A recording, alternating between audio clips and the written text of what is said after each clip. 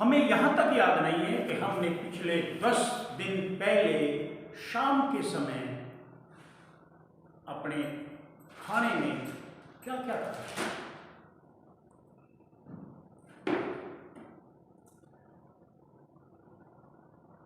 जो हमें 10 दिन पहले तक का हमें याद नहीं है। फिर अब जो हम ये कार्य कर रहे हैं, महंगे घरों में रहना, गाड़ियों की लंबी कतारें लगाना और अनावश्यक खर्च करना, हम इससे किसको प्रभावित करना चाह रहे हैं? कोई नहीं पूछेगा, कोई नहीं पूछता है।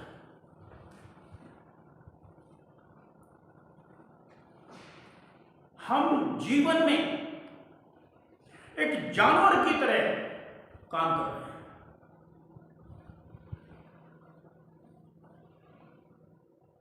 हम अपने आराम के लिए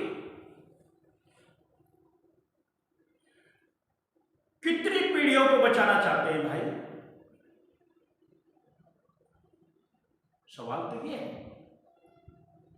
सवाल ये है कि हम में से अधिकांश के बच्चे 1 या 2 हैं, इससे ज्यादा तो नहीं है।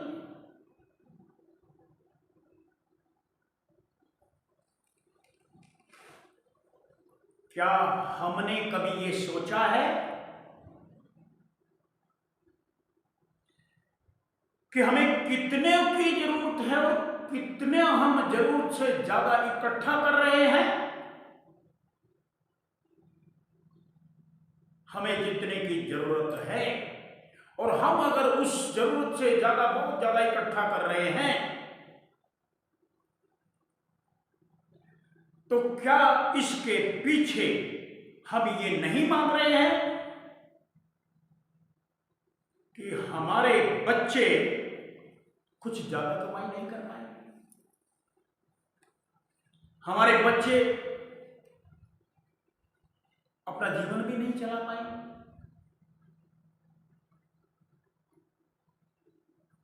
और इसीलिए हम इतना सारा इकट्ठा कर रहे हैं अपने मूल लक्ष्य को भूलकर।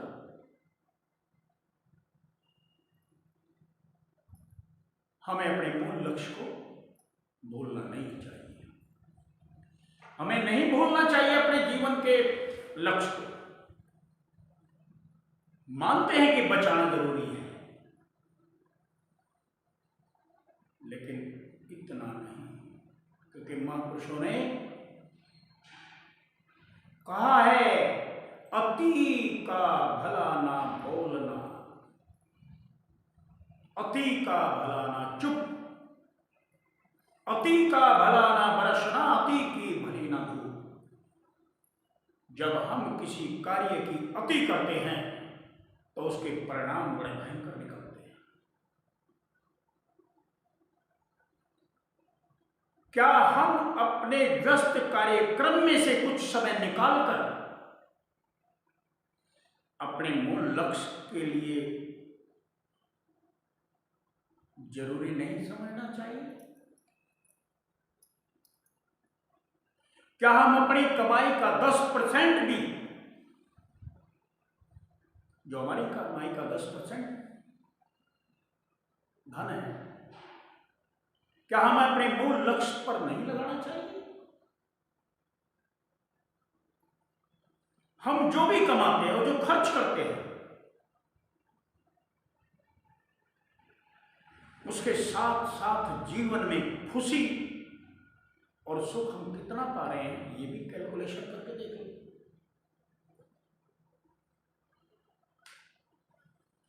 यदि गहराई से हम इन सब बातों पर विचार करें, सोचें कि हमने कितना कमा लिया है और हमें जरूरत कितने की है,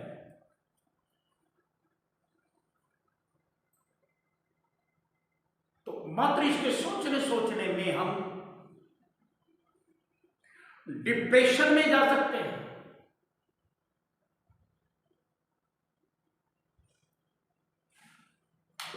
और हकीकत को जानकर हम बहुत सारी बीमारियों के शिकार हो सकते हैं। अनिद्रा, अवसाद जिसको डिप्रेशन बोलते हैं, कोलेस्ट्रॉल, सेल्फ रिस्क, इन सब बीमारियों से हम पीड़ित हो सकते हैं। संसार में हम क्या करते हैं, क्या कर रहे हैं ज्यादा से ज्यादा? अरे भाई, हम संसार में केवल एक ही काम कर रहे हैं, इधर से मिट्टी उठाई इधर रख दी, इधर से मिट्टी उठाई इधर रख दी। मिट्टी पहले से मौजूद है, संसार पहले से मौजूद है, केवल कुछ चंद दस्तावेजों में अपना नाम लिखवाने के लिए।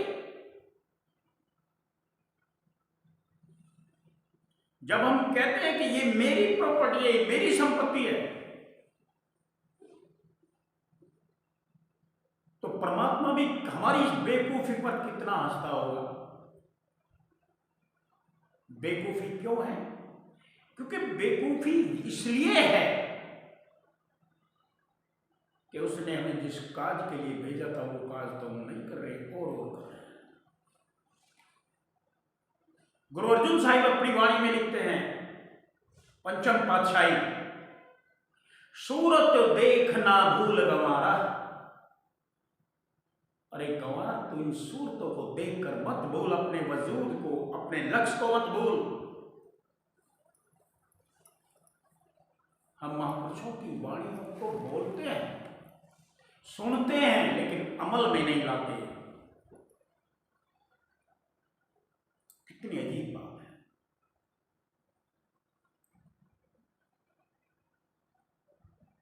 क्या ये बातें हमें ये सिद्ध नहीं करती कि हम अपने बंगलों को, अपने कारों को, अपने महंगे कीमती कपड़ों को पहनकर, दिखाकर दूसरे को नीचा दिखाने का प्रयास कर रहे हैं? क्या यही हमारा जीवन का लक्ष्य है? क्या हम इनका दिखावा करके अपने पड़ोसी को, अपने मित्रों को, अपने रिश्तेदारों को, उनको नीचा दिखाने का प्रयास नहीं कर रहे हैं? और केवल इस कार्य के लिए हम उल्टे काल की तरफ दौड़ रहे हैं। अब इन सब बातों को केवल कहने के लिए नहीं है, ये बातें कुछ करने के लिए है। और कुछ क्या करें कि अपने 24 घंटे में से 10वां हिस्सा, 2.5 घंटे कम से कम हम अपने मूल लक्ष्य को प्राप्त करने में लगाएं। क्योंकि संसार में कोई वस्तु हमारी ना है, ना थी, ना रही। ये संसार की जितनी भी दौलतें हैं, ये किसी की नहीं थी, ना किसी की रही, ना कोई ने रत्ती भर ले जा सका। अगर कोई भी इन्हें रत्ती भर ले जा सकता तो माफ करना, आज हमारे हिस्से में कुछ भी नहीं आती।